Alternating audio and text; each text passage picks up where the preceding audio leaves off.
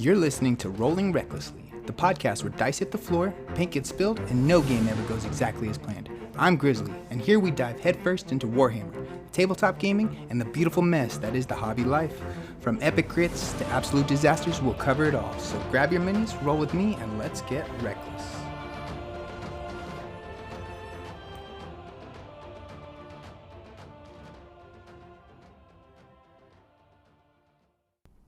Welcome back to Rolling Recklessly, the podcast where we dive into all things Warhammer Age of Sigmar. This is episode 9. From the roots of its lore to the chaos of the tabletop, to the hobby desk and the pulse of the community. I'm your host, Robert, aka Grizzly, and today we're doing something a little bit different. Instead of focusing on just one faction or one era of the Mortal Realms, we're taking a step back and to look at the bigger picture.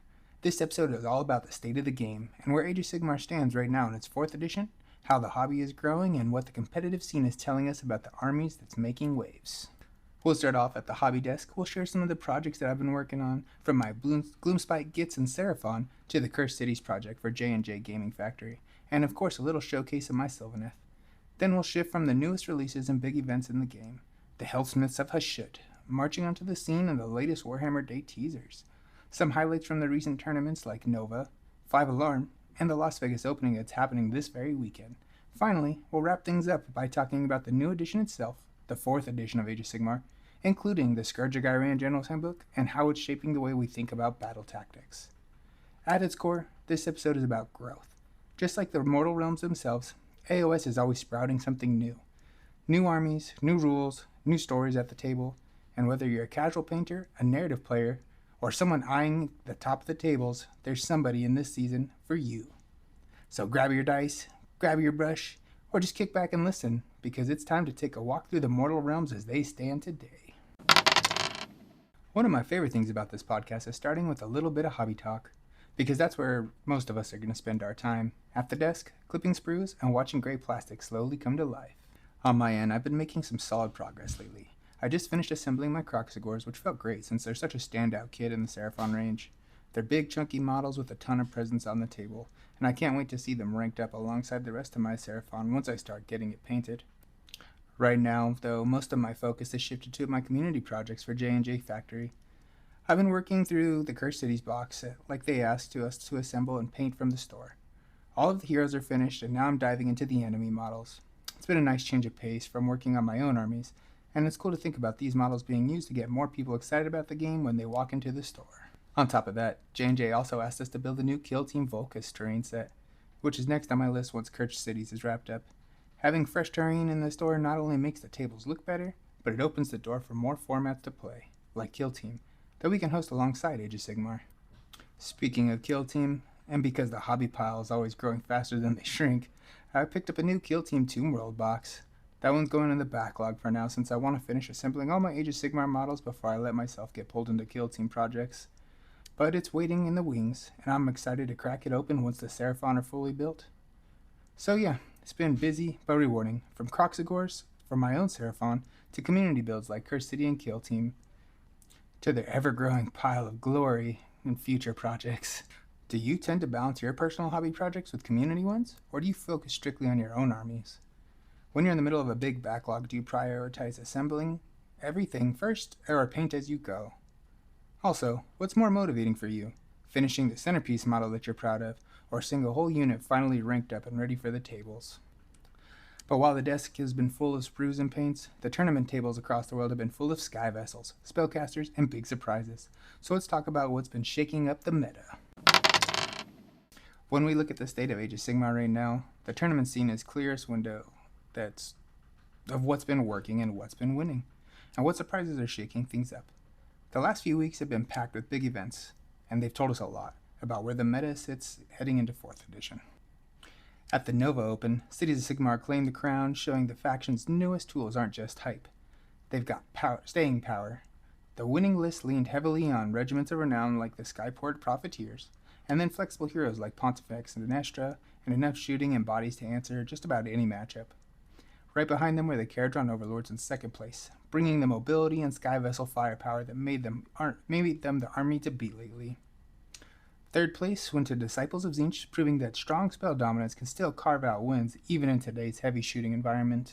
Then there was the 5 Alarm GT in Canada, which gave us one of the best surprises of the season. Everyone expected KO to steamroll again, and they did make it to the finals, but in a big upset, Ogor Mawtribes muscled their way into first place. Their list leaned on sheer wounds, iron guts and gluttons, and even the man-trapper to pick up the ground's KO flyers. A bit of clever counterattack that sealed the win. Second place went to Lumineth Realmlords with the Hero Hammer style list, and KO still secured third, cementing that just how often they're showing up on the tabletops. And now, all eyes are on the Las Vegas Open, happening this very weekend. It's one of the largest Age of Sigmar tournaments in the world and the first real stress test after the most recent points change. Will cities keep proving themselves? Will K hold on to their sky-high dominance, or will another dark horse army, like Ogres, Flesh-Eater Courts, or Idoneth crash the podium? For me, this raises some interesting questions. Is the meta healthy, where we see the same armies like KO consistently in the finals? Or is the balance offset by those big surprises, like Ogres punching through when no one expected it? And as a player, would you rather prep for a narrow, predictable meta, or one where the factions could be upset by the story of the weekend? One of the things that keeps Age of Sigmar fresh is how often the game shifts, not just through tournaments, but through new models, battle tomes, and those all-important rule change updates. Over the last couple of weeks, we've had a lot to chew on. For the first big headline, the Hellsmiths of Hashut have finally arrived. This brand new army brings dark industrial vibe of the Father of Darkness to the mortal realms. The models are absolutely dripping with character. The demonic furnaces, cruel forges, heavy armor, hammered together with chains and fire. On the table, early chatters suggest that the play will be a mix between dwarven durability and chaos brutality, leaning on war machines and fiery synergies. I'm curious to see where they'll land in the competitive meta. Are they going to join KO and FEC at the top of the table? Or they need some time before people unlock their full potential? For me, the Hellsmiths aren't just interesting rules-wise. The models themselves are hobby gold. I can't imagine how grimy metallic paints and fiery glows will bring them to life. Then we got our Warhammer Day previews, teasers that always spark speculation. Some of the models that were shown were clear love letters to longtime factions, while others had mystery sculpt energy that makes us wonder what's coming down the road. These reveals don't just build hype, they often hint at which armies will get updated next. And for me, the fun part of AoS is trying to read the tea leaves and guess where the narrative and the releases are heading. I really enjoyed the new Slaves to Darkness Warhammer Day model. On top of new models, though, Games Workshop also dropped significant rule changes in the latest battlescroll and core update. A few standouts are coherency adjustment. Tighten how units form up, which is going to punish lazy movement and reward players who practice precise positioning. Redeploy and pile-in clarifications. Smooth out some of the trickier interactions, especially for mobility-heavy armies like Sylvaneth and Idoneth. Points adjustments in the battle profiles update gave KO a bit of a reality check, with subtle increases while buffing some underused units across the board. It's a little nudges that can quietly bring factions back to relevance. And of course the Caradron Overlords update added some clarity to their sky vessels and weapons options. With how dominant they've been in the tournaments, I think a lot of players appreciate having fewer gotcha moments where KO hit the table. Now here's the big question. How do these changes actually land? Are they balancing the game or just adding another layer of complexity? Personally, I like that Games Workshop is taking an active hand in steering the meta. Even if you don't play KO or cities, knowing that a shelved unit might become efficient again keeps the game exciting, but it also raises reflections for all of us. Do you meta chase and constantly adjust your armies? Or do you stick with the factions you love and find a way to adapt no matter how the rules are thrown at you? And when a brand new army like Hellsmiths drops, does it tempt you to start fresh? Or do you see it as just another challenge to overcome with armies that you already play? As we look forward, I think it's safe to say Age of Sigmar is in its most exciting but most unsettled states. We've got the Hellsmiths of Hashut blazing onto the scene, KO still flying high despite tweaks, and Cities of Sigmar proving they aren't just a flash in the pan.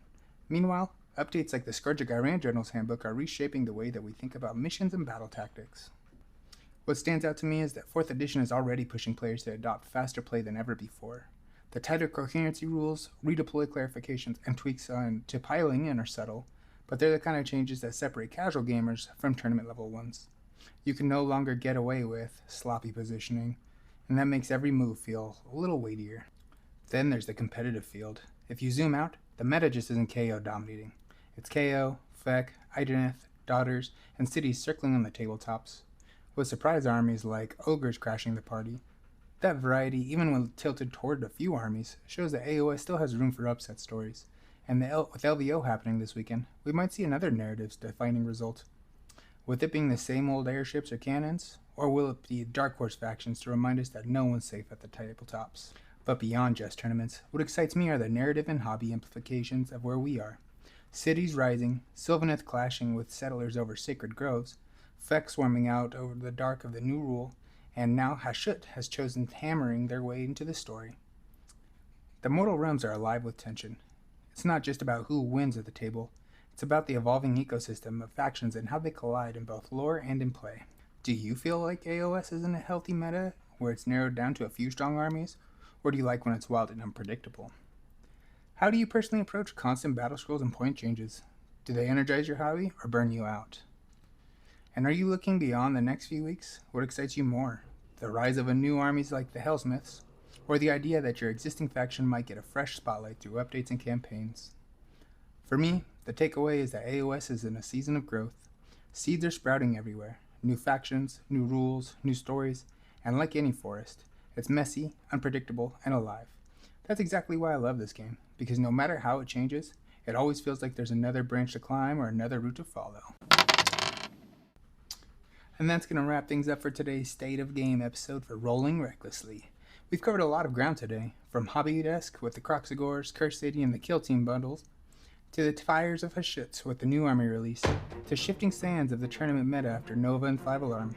And now, with all the eyes on the LVO this weekend, add in the latest rule tweaks and battle scroll updates, it's clear that Age of Sigmar is in one of the most exciting and unpredictable seasons yet.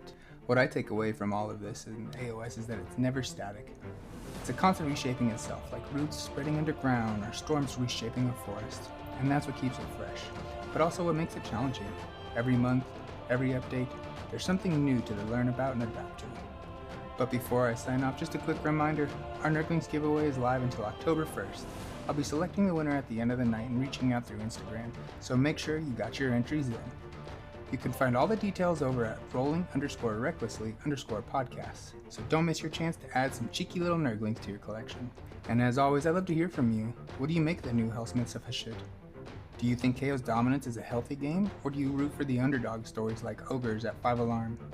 And who's your bet to take the crown at LVO? Share your thoughts with me on Instagram or drop me an email at rollingrecklesslypodcast@gmail.com. We're also now live on YouTube, so if you want to catch every episode plus some bonus content, head over and hit subscribe. And don't forget to leave a review on Spotify or Apple Podcast. It really helps get the word out and grow this little community that we're building together. Until next time, may your crits be high, your paint never dry, and your rolls ever reckless.